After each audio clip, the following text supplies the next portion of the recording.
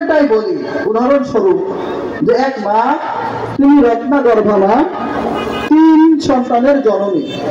কয় সন্তানের জননী? 3 সন্তানের জননী।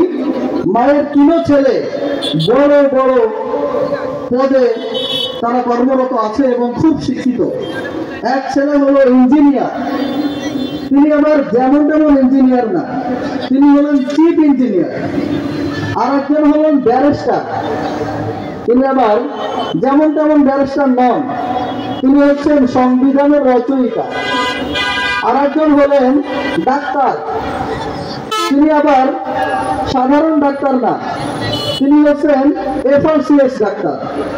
তো মায়ের 3 সন্তান বড় বড় শিক্ষিত এবং বড় বড় পদে কর্মরত আছে, তাহলে তো ওই মাকে অবশ্যই রত্নাগর্ভা মা বলা হবে। তো সম্মানিত হাজেরিন, মায়ের 3 সন্তান খুব শিক্ষিত এবং দেশের বাইরে কর্মরত আছে। মা হঠাৎ করে অসুস্থ হয়ে পড়লেন। মা অসুস্থ হওয়ার পরে ডাক্তারের কাছে গেলেন। ডাক্তারের কাছে গেলে ডাক্তার অনেকগুলো টেস্ট দিলেন। আমাদের দেশে তো আবার টেস্ট ছাড়া ডাক্তার দেখতে পারেন না। ডাক্তারের সাথে গেলে ডাক্তার রক্ত টেস্ট, প্রেশার টেস্ট, এভাবে অনেক টেস্ট আপনাকে দিয়ে দিবে। তো মাকে সে অনুযায়ী অনেকগুলো টেস্ট দিয়ে দিলেন। মা টেস্টগুলো করালেন। টেস্টগুলো করানোর পরে মাকে ডাক্তার মেডিসিন দিয়ে দিলেন। মেডিসিন দেওয়ার পরে মা বাড়িতে চলে আসলেন। মায়ের এই অসুস্থতার কথা শুনে মায়ের সব সন্তানেরা বাড়িতে আসার জন্য রেডি হয়ে গেছে। তো মা বাড়িতে যে সন্তানের সাথে থাকেন তিনি হলেন ইঞ্জিনিয়ার সন্তান, আর মায়ের ডাক্তার সন্তান, তিনি দেশের বাইরে থাকেন। তো মায়ের এই অসুস্থতার কথা শুনে তিনি বাড়ির পথে রওনা হয়েছেন। এদিকে মাকে ডাক্তারে যে প্রেসক্রিপশন দিয়েছেন এটা মায়ের ইঞ্জিনিয়ার সন্তান দেখেছেন, মায়ের ব্যারিস্টার সন্তান তিনিও দেখেছেন। কিন্তু মা অত্যন্ত অসুস্থ হওয়ার কারণে তার সন্তানদের থেকে একটা জিনিস গোপন করেছেন। সেটা হলো মাকে ডাক্তার একটা এক্সরে দিয়েছিলেন। মা সে এক্সরেটা সন্তানদেরকে দেখান নাই, তিনি সেটি তার বালসির তলে রেখে দিয়েছেন। ইতিমধ্যে মায়ের ডাক্তার সন্তান বাড়িতে চলে এসেছে। আসার পরে ওই দূর থেকে আওয়াজ করেছে, মা মা মা। ঘর থেকে ডাক্তার ছেলের আওয়াজ শুনেই বুঝতে পেরেছেন যে এটা আমার ইঞ্জিনিয়ার ছেলে না, এটা আমার ব্যারিস্টার ছেলে না, এটা আমার ডাক্তার ছেলে।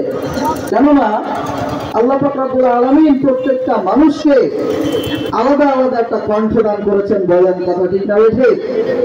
প্রত্যেকটা মানুষকে আল্লাহ তাআলা একটা আলাদা কণ্ঠ দান করেছেন। সে যত দূর থেকে মাকে ডাক দিক না কেন, মা ওই সন্তানের কণ্ঠ শুনেই বুঝতে পারে যে আমার অমুক সন্তান আমাকে ডাকতেছে। তো মা সন্তানের কথা শুনেই ঘর থেকে বের হয়ে এসেছে। বের হয়ে এসেই মা সন্তানকে জড়িয়ে ধরেছে, সন্তান মাকে জড়িয়ে ধরেছে। জড়িয়ে ধরে বলতেছে, ভালো মন্দ জিজ্ঞাসা করে বলতেছে যে মা ডাক্তার কি দেখাইছো? মা বলছে হ্যাঁ বাবা ডাক্তার দেখাইছি। তো বলতেছে ডাক্তার যে তোমাকে প্রেসক্রিপশনটা দিয়েছে ওই প্রেসক্রিপশনটা আমাকে একটু দেখাও। তো মা ঘর থেকে গিয়ে প্রেসক্রিপশনটা ডাক্তার ছেলেকে দেখিয়েছে। দেখানোর পরে ডাক্তার ছেলে প্রেসক্রিপশনটা দেখে বলতেছে যে মা ডাক্তার তো তোমাকে একটা এক্সরে দিয়েছিল, সেই এক্সরের কালো ফিল্মটা কোথায় না? তো মা ডাক্তার ছেলের কাছে তো এটা আর গোপন করতেই পারবে না, কারণ ডাক্তার ছেলে তো এটা দেখেই বুঝতে পেরেছে যে ডাক্তার মাকে একটা কি দিয়েছে, একটা এক্সরে দিয়েছে। আমাদের দেশে ডাক্তাররা এত সুন্দর হাতের লেখা যে ওটা কি লিখে দিবে এটা ফার্মেসির লোক ছাড়া আর কেউ বুঝতে পারে না। কথা ঠিক না ঠিক বলেন? ফার্মেসির লোকদের সাথে তাদের একটা আন্ডারস্ট্যান্ডিং থাকে। এই কারণে ডাক্তার যখন প্রেসক্রিপশন লিখে দেয়, ডাক্তারের প্রেসক্রিপশন নিয়ে ফার্মেসিতে দেখাইলেই ফার্মেসিওয়ালা দেখে ডাক্তার খাটাখাট দিয়ে দেয়। কিন্তু এটা আমি আপনি যতই শিক্ষিত হই ওটা দেখে একটু বুঝতে গেলে কঠিন আছে। কথা ঠিক না ঠিক? তো মায়ের ডাক্তার ছেলে মায়ের এই প্রেসক্রিপশন দেখে বলেছে যে যাও তোমার ওই এক্সরের কালো ফিল্মটা দেখাও। দেখানোর পরেই মায়ের ডাক্তার ছেলে বলতেছে যে মা, ডাক্তার তো তোমাকে একটা এক্সরে দিয়েছিল, এক্সরে ফিল্মটা দাও আমাকে। তো মা এনে এক্সরে ফিল্মটা ছেলেকে দেখাইছে। দেখানোর পরে ডাক্তার ছেলে বলতেছে যে মা, তোমার তো সমস্যা হয়ে গেছে মা, তোমার তো ব্লাডারের মধ্যে 3 টুকরা পাথর জমে গেছে, তোমার তো অবস্থা ভালো না মা। তখন এই যে ডাক্তার ছেলে মায়ের এই এক্সরে কালো ফিল্ম দেখেই বুঝতে পারলো যে মায়ের ব্লাডারের মধ্যে 3 টুকরা পাথর জমে গেছে। আমি যেটা বলতেছিলাম যে শুধু চোখের আলো আর বাইরের আলো দিয়েই যে সবকিছু দেখা যায় না, অনেক কিছু আছে যেগুলো দেখতে গেলে কোরআনের জ্ঞান দরকার আর হাদিসের জ্ঞান দরকার। সেটা হলো মায়ের এই সন্তান, এ তো যিনি ইঞ্জিনিয়ার মার এই এক্সরে মায়ের প্রেসক্রিপশন দেখেছে, যিনি ব্যারিস্টার সেও দেখেছে, কিন্তু তারা বুঝতে পারে নাই যখনই মায়ের এই ডাক্তার সন্তান মায়ের এই এক্সরের কালো ফিল্ম দেখেছে তখনই সে বুঝতে পেরেছে যে মায়ের সমস্যা হয়ে গেছে।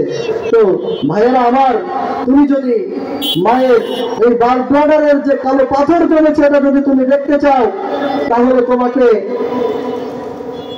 আর্টস আর কমার্স পড়লে চলবে না, তোমাকে সায়েন্স আর ডিপ্লোমা করলে চলবে না, তোমাকে ইঞ্জিনিয়ার আর ব্যারিস্টার হলে চলবে না।